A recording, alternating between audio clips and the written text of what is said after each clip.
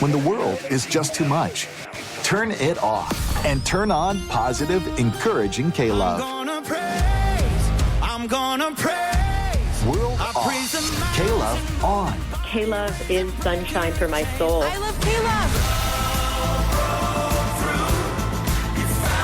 Listen now on your radio, online, or on the free K-Love app. K-Love makes me feel so good. Positive, encouraging K-Love.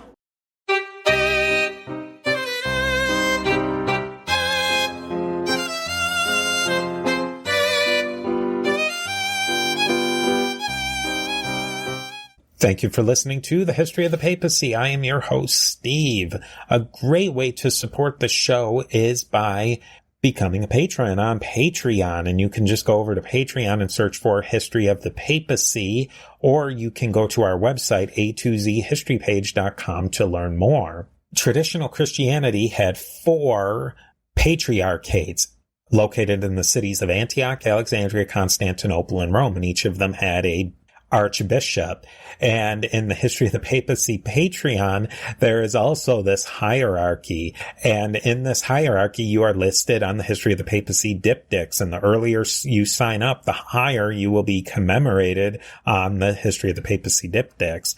History of the Papacy Diptychs fun fact: about 1,000 years before what we are going to talk about in today's episode, there was a major argument in the church whether the laity should be able to participate alongside the clergy of Rome in electing a new pope. For a time, it was ruled that there should be universal suffrage for papal elections. By universal suffrage, I mean only the nobility, and the power of papal elections would even eliminate them and revert back to only the clergy. Not too long in the papal history, but hey, one step forward, right? Now let us commemorate the Patreon patrons on the History of the Papacy Diptychs. We have Roberto, Yoren, William B., Brian, Jeffrey, Christina, John, Sarah, and William H. At the Alexandria level, we have Dapo, Paul, Justin, Lana, and John, all of whom are magnificent at Constantinople and reaching that ultimate power and prestige, that of the See of Rome. We have Peter the Great, Leonard the Great, and Alex the Great. And Patreon is just a great way if you want to really help and become a part of the show and help keep the History of the Papacy sustainable for a long time in the future. As you know, we are a member of the Parthenon Podcast Network, featuring great shows such as Chris Mowery's Vlogging Through History podcast, among many other great shows. The papacy almost wasn't. In the last years of the 18th century, the entire idea of the popes of Rome as leaders of the Roman Catholic Church was down to its very last chip and was as close as you could possibly get to walking away from the table. And that's what we'll talk about today.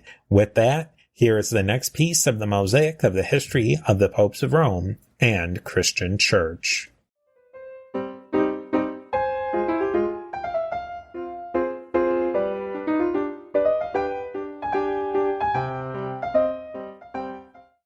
We can't just dive into how the institution of the Roman papacy fell on such hard times by the mid-19th century. We have to back up, but just a little bit. The papacy changed after the Reformation. The institution lost some of its prestige.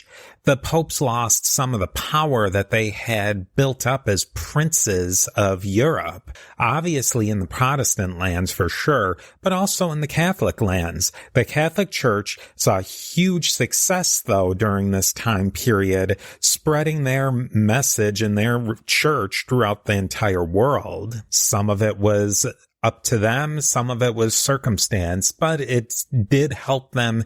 They adapted well to this new environment, you might say. But in this time period, reform was the name of the game.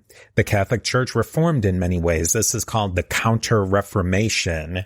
And we really don't talk about the Counter-Reformation that much, but really many institutions were formed or set up at the Council of Trent.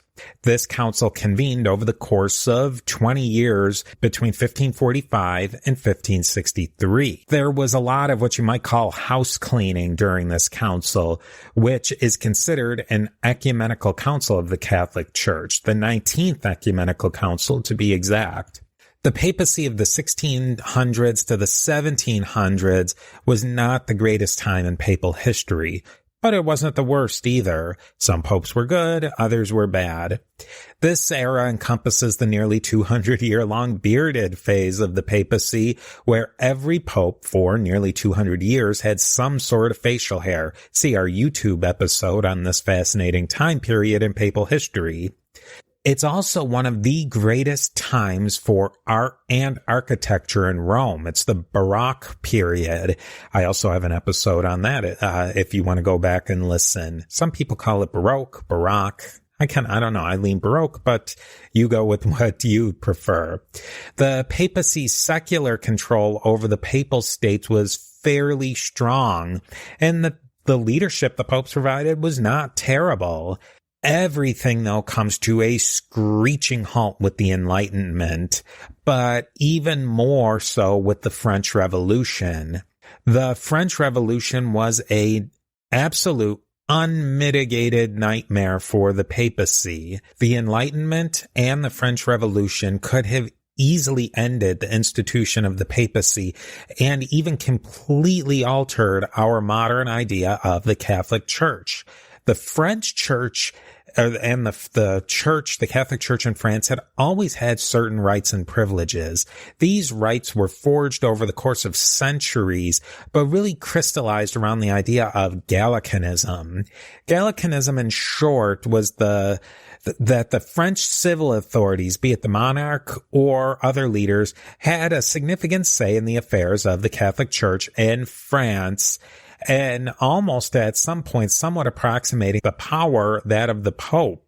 Think of something just short of the place of the King or Queen of England in the Church of England. The popes never loved this idea, but there really wasn't much they could do about it, and it didn't really affect things as far as the papacy went, until the French Revolution, that is. Right before the French Revolution was the Age of Enlightenment, and the Age of Enlightenment took different flavors in different areas.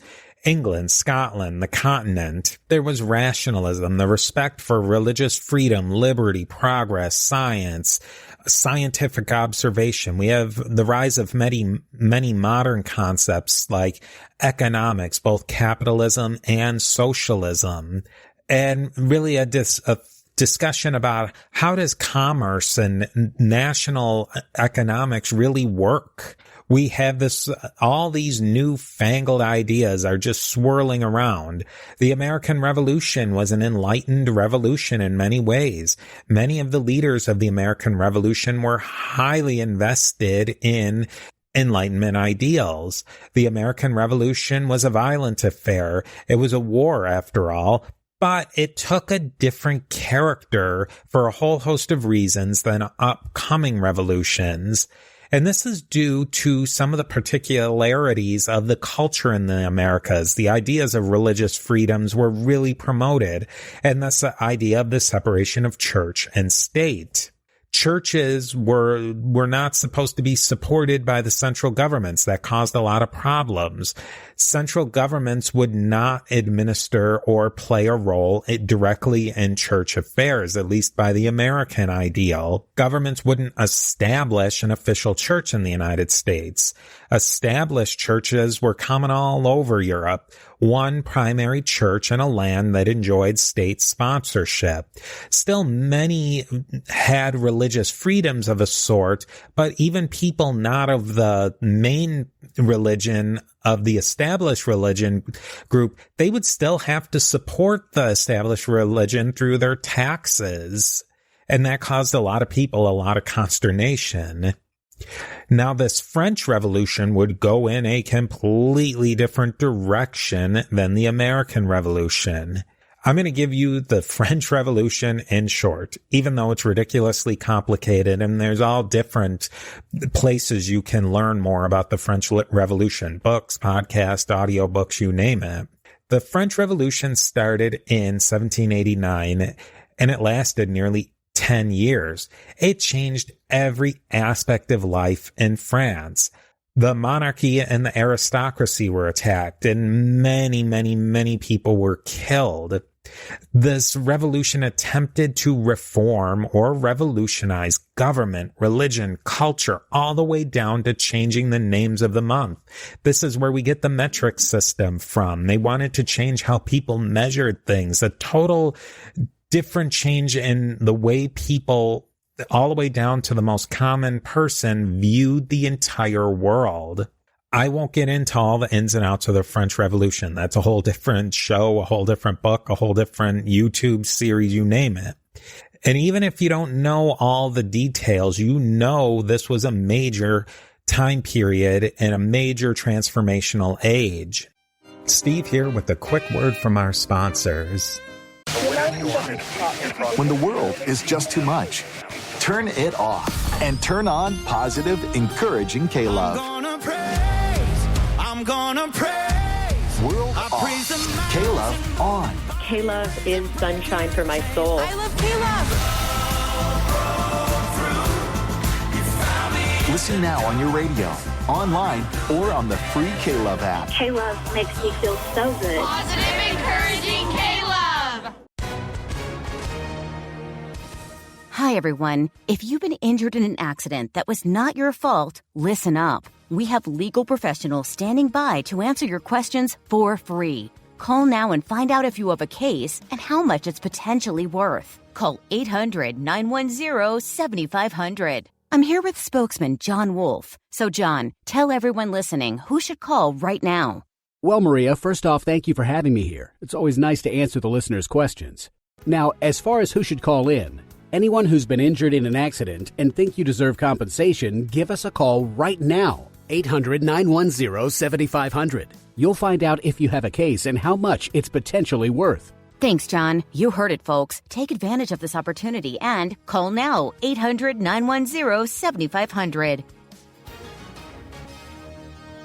Advertisement sponsored by Legal Help Center may not be available in all states, not available in California.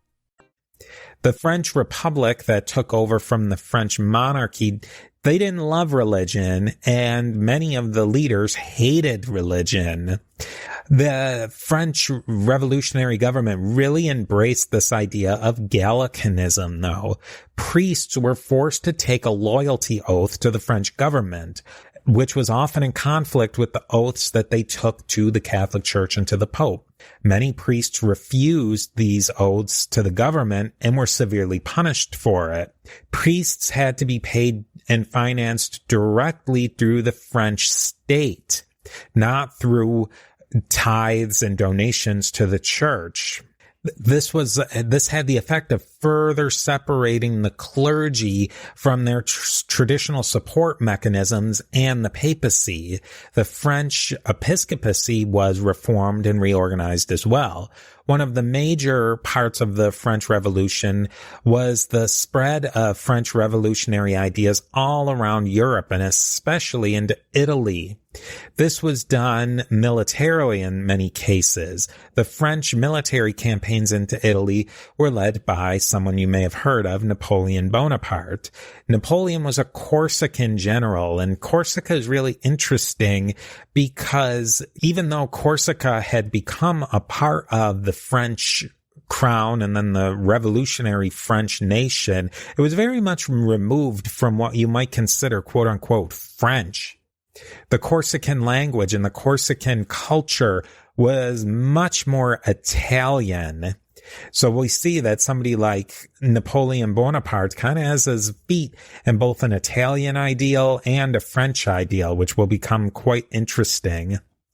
The French launched a two-pronged attack on papal power. They attacked papal secular power in Italy in order to destabilize the Pope's secular power. They also tried to destabilize and attack papal religious power, and they really tried to erode that. What the French were really trying to do is drive a wedge and maybe even a stake into the heart of the Catholic Church, but especially the Roman papacy. Now let's just leave the French Revolution for a moment and talk about this idea of Gallicanism, a French ideology. But this wasn't the only one localist ideology going on. There were other reforming movements inside of Catholicism. We have Febronianism, Josephism, Jansenism. Each of these groups represented different areas of Europe, particularly the German and the Austro-Hungarian areas. We'll cover each of these in more detail in separate episodes. Now, for today's purposes, we really want to talk about how each of these groups wanted to further reform practices in the Catholic Church, even more than the reforms of the Council of Trent. They wanted to take certain ideas and bring them into their own spheres. Some of these people's reforms and some of these groups were incremental and some were radical, and some were even more radical than the Protestant Reformation. Generally, they wanted to liberalize the Catholic Church or bring it up to full-blown Enlightenment ideals. There was also a goal of limiting papal secular and religious power. Many of these groups didn't approve and even found it scandalous that the Pope was a secular lord. Many didn't like the centralized theological religious power of the papacy. They wanted more local control of religious affairs, things that you might see with the different Protestant reformations, but even also the Orthodox churches of Eastern Europe that had their own. Each country had its own national church, and that's a process that was kind of evolving even more so at this time. These reforming groups led to a big push against an ideology that the popes were really going all in on, called ultramontanism. Over the mountains, meaning the other side of the Alps, Italy, ultramontanism wanted more control of the church under the popes and less local control on ideas of practice and theology. Under ultramontanism, the local bishop would really just become a pass-through of the papal decision-making apparatus. Proponents of papal primacy, the pope over all bishops, and papal infallibility, that the Pope's ex cathedra teaching is completely free of error under certain circumstances, they're also building up their case at this point. Papal primacy and papal infallibility will become major issues in this series. We will develop these ideas as we keep going on. All throughout the entire podcast from episode 1, we've been charting the course of the development of these two ideas, papal primacy, papal infallibility, and they will come to complete fruition in this series. These ideas in both the secular and the political world of Reformation and conservation, liberalism, modernism versus conservatism and traditionalism, they're all spinning around. So these are the lines that are being drawn in the 18th century, and a great deal of conflict was unfolding. Now, liberalism, modernism, conservatism, traditionalism, they're all dynamic concepts. A churchman or a layman could be any of the above and still be Catholic. Secular politics and religious politics are all becoming intertwined during this late 18th century time period. The popes in a lot of ways were stuck in the old way of doing things, and they were doing this in a rapidly changing world. This is the time of modernism. This is the things to keep in mind during this whole period. The papacy was an institution that was very well evolved for a different world and wasn't able to pivot in the late 18th century in a changing world that was changing at light speed. Now, let's pile on one of a new ism, nationalism. When we left our last series, there weren't any nations as such in the modern sense. You got the Eastern Roman Empire, and it gets close to the concept. The Franks, the Lombards, the Anglo-Saxons, the Visigoths, Arabs. These were local tribal kingdoms.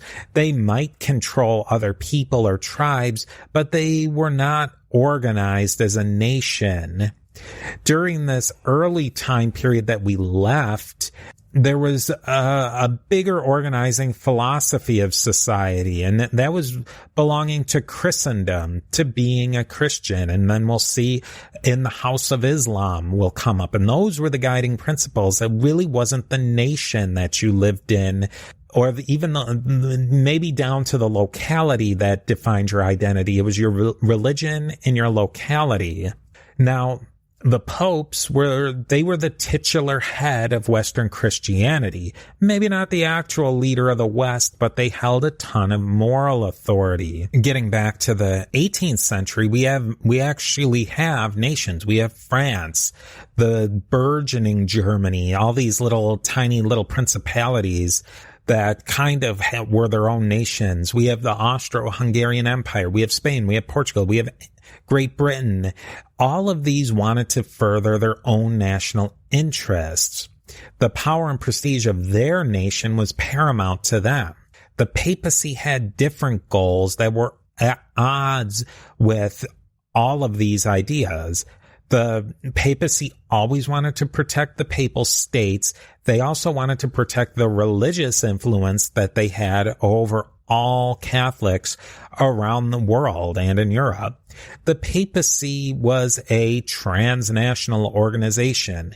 Individual nations, though, they didn't like that there was a power outside of their direct control that could affect their internal and external national goals and ambitions. The Pope and the papacy had interest in and concern for all Catholics, not strictly a cynical power concern, in some cases an actual concern, a pastoral concern. Being an actual political power, the papacy that is, and having a very strong transnational identity pushed and pulled the papacy in many different directions, but not always with the best of outcomes. All of this is only the tip of the iceberg, and we haven't even talked about a single actual pope yet. Steve here again with a quick word from our sponsors. When the world is just too much, turn it off and turn on positive, encouraging K-Love. I'm gonna praise. World off. K-Love on. K-Love is sunshine for my soul. I love K-Love. Listen now on your radio, online, or on the free K-Love app. K-Love makes me feel so good. Positive, encouraging K-Love. Hello, I'm David Jeremiah. When we look at America at 250 years, we do so with gratitude, with honesty, and above all, with hope. Because our hope has never rested in human strength alone. Our hope is in the Lord. There is hope for America when we remember God, when we take responsibility for the way we live, and when we walk in truth. There is hope for America because the Bible assures us that God is still sovereign and He still rules over the nations. So let us look to God with faith for our nation's future. Let us thank Him for His blessings in the past. And let us ask Him to guide this nation in the years to come. May He continue to bless America.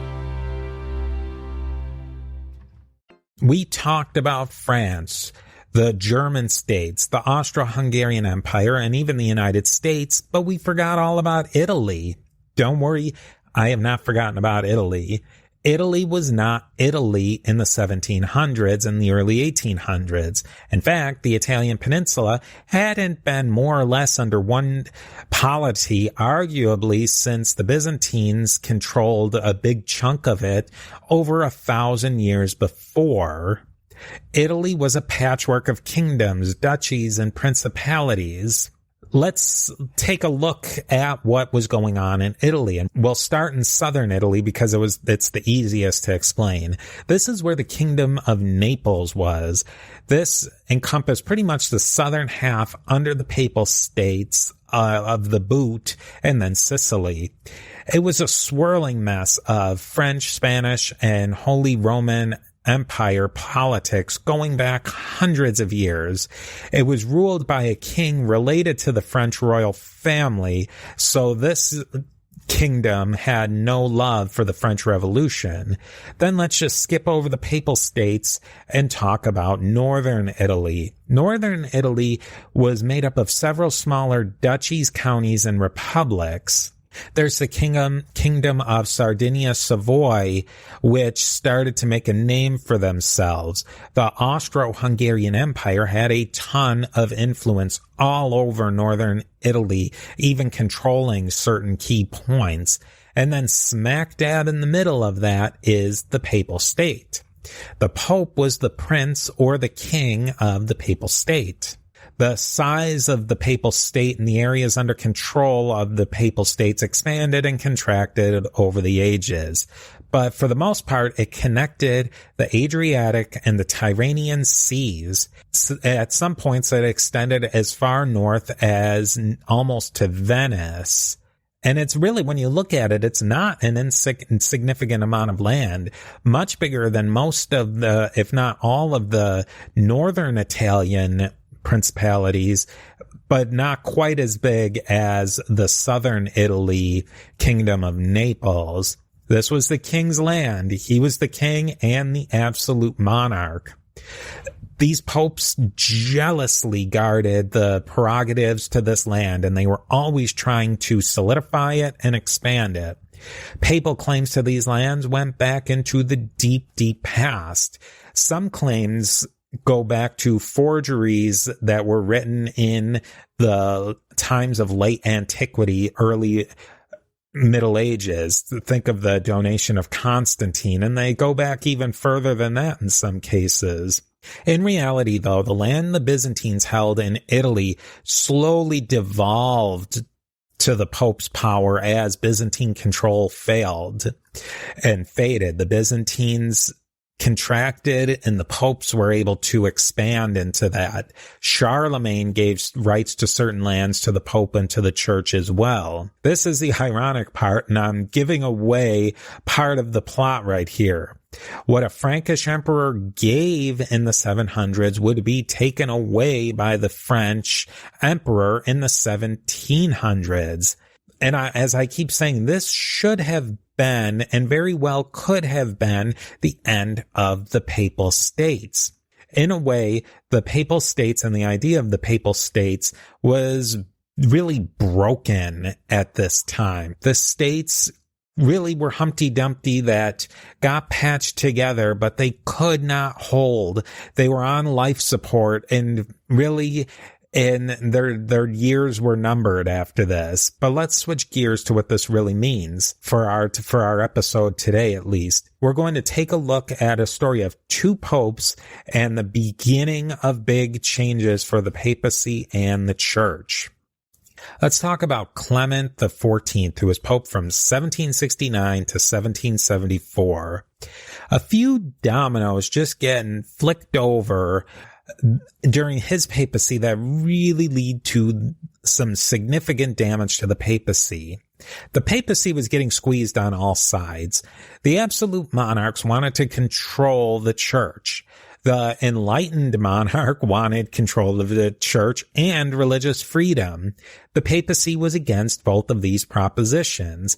This is where we see the rise of Febronianism in the German lands, basically the German version of Gallicanism. Then we see the rise of Josephism in the Austro-Hungarian Empire and the Holy Roman Empire, and that's their version of Gallicanism and Febronianism. Portugal and Spain are pushing hard against the Jesuits, and the Jesuits, they were loyal, fiercely loyal, and answered directly to the Pope, not to local bishops or secular leaders. The Jesuits did things their own way, which the European leaders, particularly in Spain and Portugal, didn't like, especially concerning some things that the Jesuits were doing in Spain and Portugal's colonies. Don't get too worried about all of these groups: Josephinism, Febronianism, Gallicanism, Jansenism, which is another one, and the Jesuits. We'll have detailed episodes about all of them and the reforming movements and really how they play into what's going to happen. Clement issued a papal bull called Dominus ac Redemptor, which fully suppressed the Jesuits. Basically, what Clement did is he totally caved on the Jesuit issue, caved to the Spanish and the Portuguese. This showed major weakness on the part of the institution of the papacy. Clement died of natural causes due to his age and likely the stress he was put under.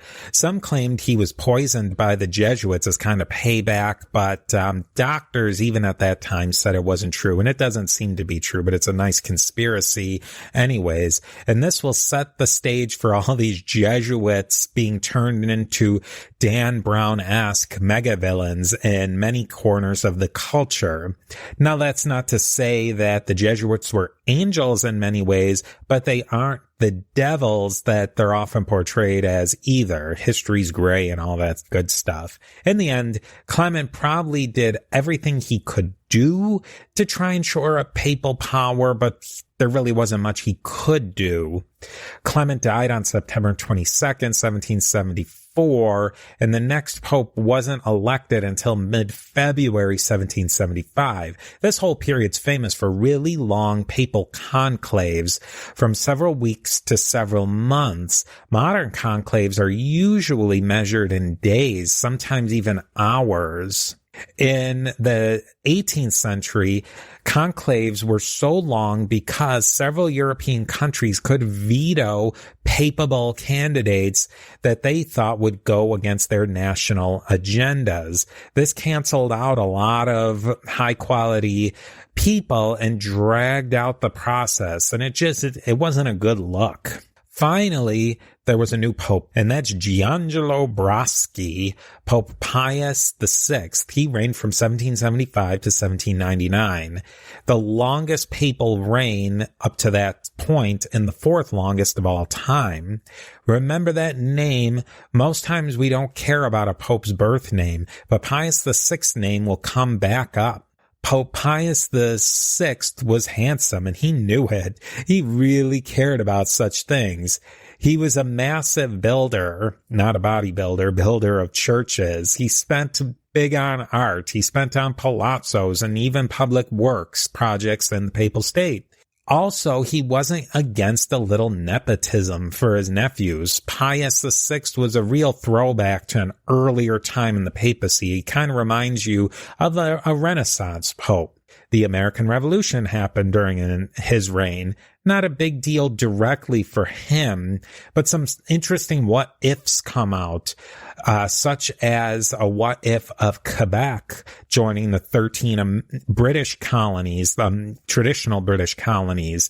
An attempt was made with the Jesuit John Carroll and some others, including Ben Franklin, to get Quebec to join the Big 13. John Carroll, interestingly enough, went on to be the first Catholic bishop in the newly founded United States. Carroll fell in line, if you will, with what was going on after the suppression of the Jesuits, but he did write in support of them. He founded Georgetown University. There's also some bigger issues that got tackled. He advocated for a vernacular liturgy. He didn't want his appointment to bishop look as if he was being appointed by a foreign power, the Pope, because that was a big no-no with the Americans. And he moved for a lot of trying to get some independence from Rome. But as we said, Rome was not a fan of local appointments of bishops or vernacular liturgy, so that put him at odds with what was going on in Rome. Pius's long reign was big losses, one after another. He tried to confront Emperor Joseph of Austria-Hungary on his Josephinism reforms.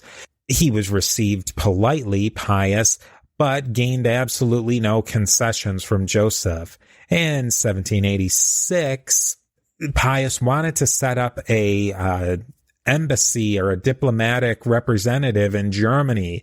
The German bishops, though, completely shut that down and said it was not necessary. And that was a big embarrassment for the Pope.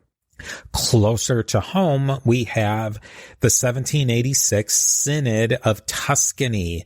This was held by Grand Duke Leopold II, who just happened to be Joseph's brother.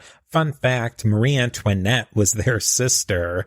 This was a very enlightened church council. It adopted something called the Gallican Articles, and this said that the Tuscan bishops didn't have to follow the Pope's declarations. This was a very political synod trying to limit religious power of the Pope in order to increase the political power of secular leaders.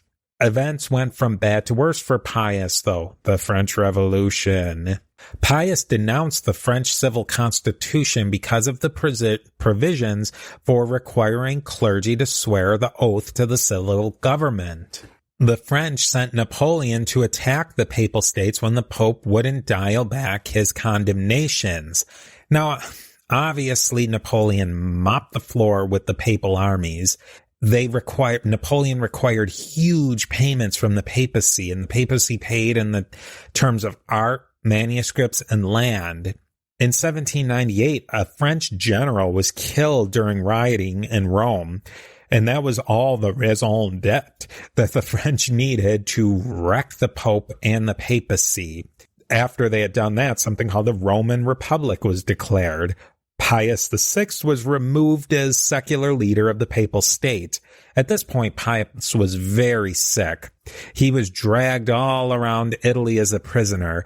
Finally, he was brought to Valence, about halfway in between Avignon and Lyon. And just to give a little information, Avignon was obviously where the Avignon papacy was. Avignon was still under papal control, and it wasn't taken away from papal control to French control until the 1780s, so just a few short years before this time period. Anyway, Pius was in terrible health by this point, and he died in Valence in 1799. His death certificate just read, Citizen Broski, Occupation Pontiff. Pius VI was able to get his instructions out about how the next conclave should go down. He said it should be held in Venice, which was Austrian territory, and really he wanted to keep it as far away from French territory as possible to try and limit French meddling in the conclave. So that's it. In 1799, the papacy was, as a secular power, was dead. The religious power of the papacy was all but dead. Sort of like one of those people who's declared dead, but not quite dead yet. The 1799 conclave could have easily have been the end of the institution of the papacy as we know it. So many possibilities for alternate histories can be found in this time period. What really happened after this terrible, terrible papacy is amazing. It couldn't be written by the best fiction author. Truth is truly stranger than fiction. The papacy was down to its very last chip, but was able to go all in and scrape together enough to get into the next hand of the game.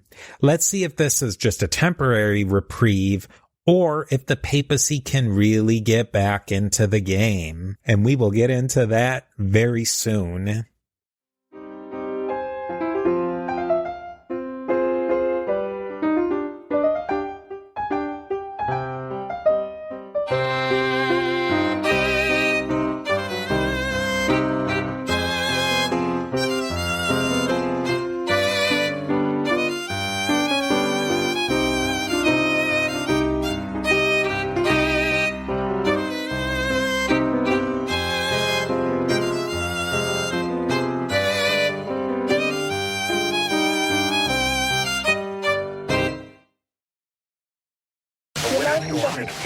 When the world is just too much, turn it off and turn on positive, encouraging K-Love. I'm gonna praise. World off, K-Love on. K-Love is sunshine for my soul. I love K-Love. Listen now on your radio, online, or on the free K-Love app. K-Love makes me feel so good. Positive, encouraging K-Love. The Historical Jesus Podcast is the sweeping saga of the life and times of Galilean Jesus of Nazareth, as well as the faith, religion, and church founded to honor and disseminate his acts and teachings. Join me, Mark Vinette, on this fascinating journey through time, exploring the many great works of Christian theology, literature, architecture, music, and art inspired by the words and deeds of Jesus Christ.